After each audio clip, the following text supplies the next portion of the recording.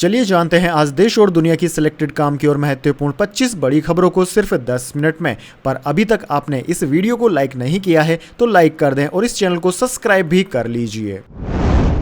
चंपई सोरेन ने झारखंड के सीएम पद से दिया इस्तीफा, हेमंत सोरेन फिर बनेंगे मुख्यमंत्री। जी हां दोस्तों, झारखंड में चंपई सोरेन ने मुख्यमंत्री पद से इस्तीफा दे दिया है। बुधवार देर शाम राजभवन पहुंचे चंपई ने अपना इस्तीफा राज्यपाल को सौंप दिया। इसके बाद पूर्व सीएम हेमंत सोरेन ने सरकार बनाने का दावा पेश कर दिया। इसका मतलब है दोस्तों कि हेमंत सोरेन एक बार फिर झारखंड के मुख्यमंत्री बनने जा रहे हैं। जेएमएम के नेतृत्व वाले गठबंधन के विधायकों के बीच सर्वसम्मति के बाद पार्टी के कार्यकारी अध्यक्ष हेमंत सोरेन तीसरी बार झारखंड के मुख्यमंत्री के रूप में वापसी करने के लिए तैयार हैं। सूत्रों ने बुधवार को इसकी जानकारी दी।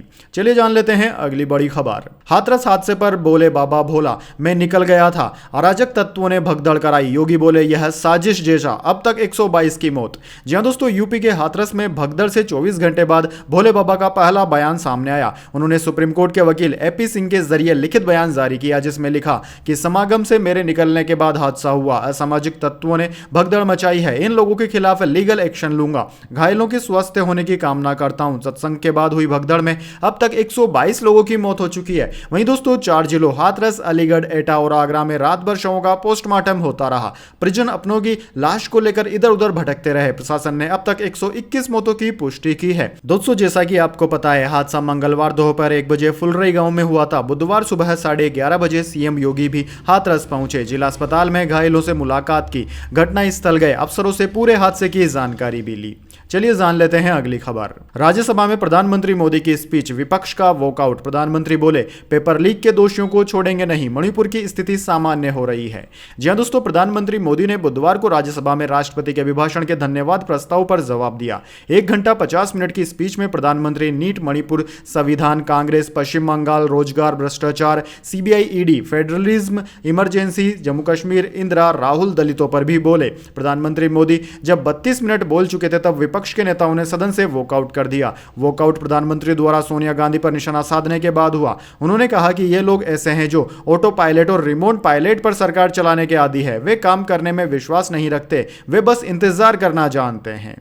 चलिए दोस्तों जान लेते हैं इसके बाद अगली बड़ी खबर। मणिपुर में स्कूल और सरकारी दफ्तर हुए बंद। असम में बाढ़ से 3 की मौत, 11 लाख लोग प्रभावित। दिल्ली, राजस्थान समेत 17 राज्यों में भारी बारिश का अलर्ट। जी हां दोस्तों, मानसून ने तय समय से 6 दिन पहले यानी कि 2 जुलाई को पूरे ही देश को कवर कर लिया था। देश भर के करीब सभी राज्यों में बारिश हो रही है। नॉर्थ ईस्ट में हालात सबसे ज्यादा खराब है। मणिपुर और असम में बाढ़ आ गई है। दरअसल दोस्तों, मणिपुर सरकार ने बुधवार को राज्य के सभी सरकारी दफ्तरों में छुट्टी की घोषणा कर दी, जबकि स्कूल आज और कल यानी कि 3 और 4 जुलाई तक बंद रहेंगे। मंगलवार को सेनापति नदी में गिरे 25 साल के एक व्यक्ति का शव निकाला गया। भारत म्यांमार सड़क से 3 किलोमीटर के अधिक हिस्से में भी बाढ़ आ गई। 1000 से ज्यादा लोग प्रभावित हुए हैं। वहीं दोस्तों असम में भी 3 लोगों की बाढ़ की वजह से जान चली गई। इससे राज्य में इस साल बाढ़, लैंडस्लाइड और तूफान में मरने वालों की संख्या बढ़कर 48 हो गई है। राज्य के 23 जिलों में 11.3 लाख से ज्यादा लोग बाढ़ से प्रभावित हैं। सोमवार तक 19 जिलों में 6.44 लाख से ज्यादा लोग प्रभावित हुए। वहीं दोस्तों इंडियन मेट्रोलॉजी डिपार्टमेंट ने बुधवार के लिए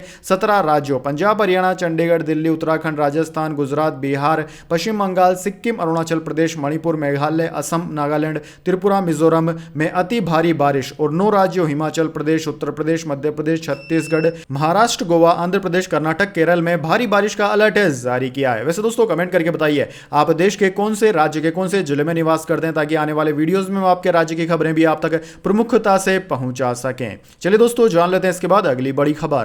पुलिस ने किया दावा, सलमान खान की सुपारी दी गई थी, 25 लाख में डील हुई। पाकिस्तान से AK-47 आनी थी। चार्जशीट में 5 आरोपियों के नाम।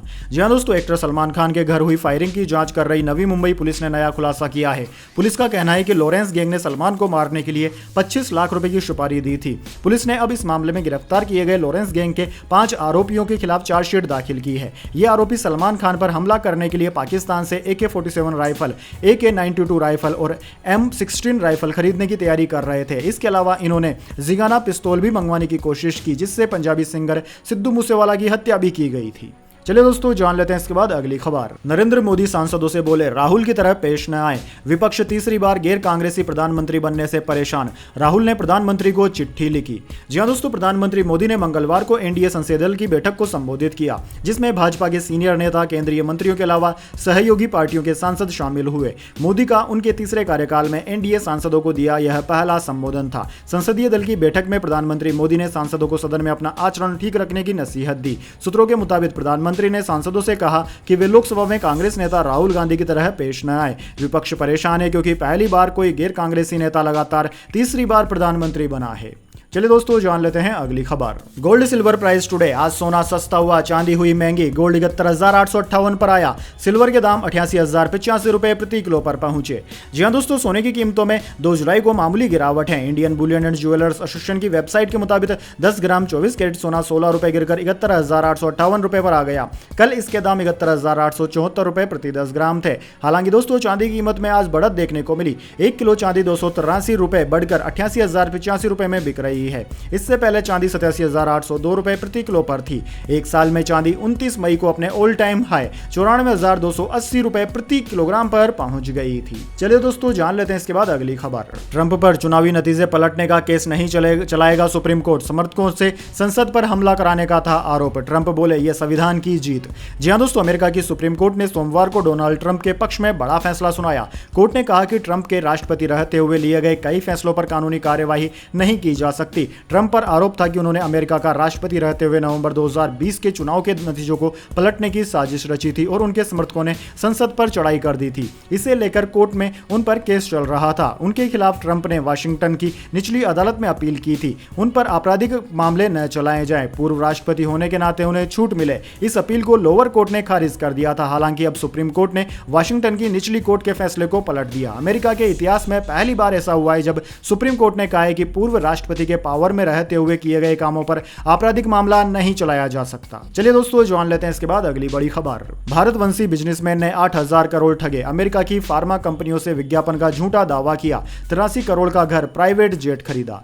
जी हां दोस्तों, भारतीय मूल के अमेरिकी बिजनेसमैन ऋषि शाह को धोखाधड़ी और ठगी के आरोप में अमेरिकी कोर्ट से 7.5 साल की जेल की सजा सुनाई है। शाह ने गूगल और गोल्डमैन ग्रुप जैसी बड़ी कंपनियों के इन्वेस्टर्स से 8.35 हजार करोड़ ठगे हैं। यह अमेरिका के कॉर्पोरेट इतिहास में अब तक की सबसे बड़े फ्रॉड्स में से एक है। ब्लूमबर्ग की रिपोर्ट के मुताबिक 38 साल के शाह ने 2006 में आउटकम हेल्थ नाम की कंपनी का गठन किया था। यह कंपनी डॉक्टरों के ऑफिस में टेलीविजन लगाकर हेल्थ केयर के क्षेत्र में काम करने वालों के लिए विज्ञापन देने का काम करती थी। इस कंपनी में श्रद्धा अग्रवाल ऋषि की को फाउंडर थी। चलिए दोस्तों जान लेते हैं अगली खबर। राशिद को शपथ की परमिशन मिली, अमृतपाल का क्या होगा? 60 दिन में शपथ नहीं ली तो जा सकती है सदस्यता, वकील बोले सुप्रीम कोर्ट जाएंगे।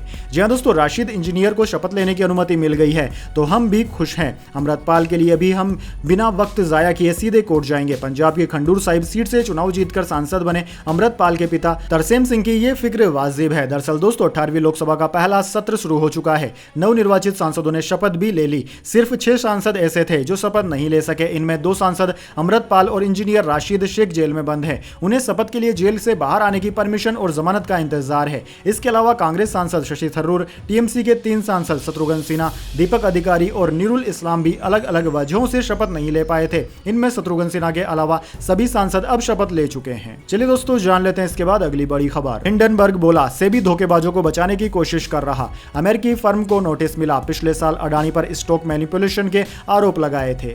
जी हां दोस्तों, अमेरिकी फर्म हिंडनबर्ग रिसर्च को भारत के मार्केट रेगुलेटर सेबी से 46 पेज का कारण बताओ नोटिस मिला है। पिछले साल जनवरी में हिंडनबर्ग रिसर्च ने अडानी ग्रुप पर स्टॉक मैनिपुलेशन को लेकर मनी लॉन्ड्रिंग जैसे आरोप लगाए थे, जिसे लेकर ही यह नोटिस दिया गया है। रिसर्च फर्म ने 1 जुलाई को पब्लिश किए अपने एक ब्लॉग पोस्ट में कहा कि नोटिस में बताया गया है कि उसने नियमों का उल्लंघन किया है। कंपनी ने कहा कि सेबी ने आरोप लगाया कि हिंडनबर्ग की रिपोर्ट में पाठकों को गुमराह करने के लिए कुछ गलत बयान शामिल हैं। चलिए दोस्तों जान लेते हैं इसके बाद अगली खबर। ब्रिटिश चुनाव, सुनक को नहीं मिल रहा भारतीयों का साथ, सर्वे में 65% भारतीय वोटर हैं खिलाफ, कहा 1.5 साल में हमारे लिए कुछ नहीं किया। जी हां दोस्तों, ब्रिटेन में 4 जुलाई को वोटिंग है। प्रधानमंत्री ऋषि सुनक पर बार हार का खतरा मंडरा रहा है। युगाओं के सर्वे के मुताबिक सुनक की सत्तारूढ़ कंजर्वेटिव पार्टी को भारतीय वोटरों से भी समर्थन नहीं मिल रहा। यहाँ के 65% भारतीय वोटर सुनक की पार्टी के खिलाफ हैं। ब्रिटेन में लगभग 25 लाख भारतीय वोट देंगे। सर्वे में शामिल भारतीय वोटरों का कहना है कि प्रधानमंत्री सुनक के लगभग 1.5 साल के कार्यकाल के दौरान भारतीयों के पक्ष में कोई भी बड़ा कदम नहीं उठाया गया। वीजा के नियमों में पहले से ज्यादा कड़ाई कर दी गई। साथ ही महंगाई और रोजगार के मुद्दों पर भी सुनक ठोस कदम नहीं उठा पाए। टीम इंडिया टी20 सीरीज के लिए जिम्बाब्वे हुई रवाना। यशस्वी सैमसन और शिवम बारबाडोस से लौटकर शामिल होंगे। 5 मैचों की सीरीज 6 जुलाई से शुरू। जी हां दोस्तों, जिम्बाब्वे के खिलाफ 5 मैचों की टी20 सीरीज के लिए टीम इंडिया मंगलवार की सुबह मुंबई से रवाना हुई। भारत को जिम्बाब्वे दौरे पर 5 मैचों की टी20 सीरीज खेलनी है। सीरीज का पहला मुकाबला 6 जुलाई को हरारे में खेला जाएगा। दोस्तों, बीसीसीआई ने टी20 वर्ल्ड कप के बीच जिम्बाब्वे सीरीज के लिए भारतीय टीम का ऐलान किया था। टीम का कप्तान शुभमन गिल को बनाया गया है। टी20 वर्ल्ड कप खेलने गई टीम के कुछ खिलाड़ी भी इस टीम में शामिल है। हालांकि वह इस वक्त बारबाडोस में तूफान की वजह से फंसे हैं, लेकिन दोस्तों बाकी जो खिलाड़ी भारत में ही थे वह हेड कोच वीवीएस लक्ष्मण सिर्फ इस टूर्नामेंट के लिए उनको बनाया गया है, उनके साथ जिम्बाब्वे के लिए रवाना हो गए।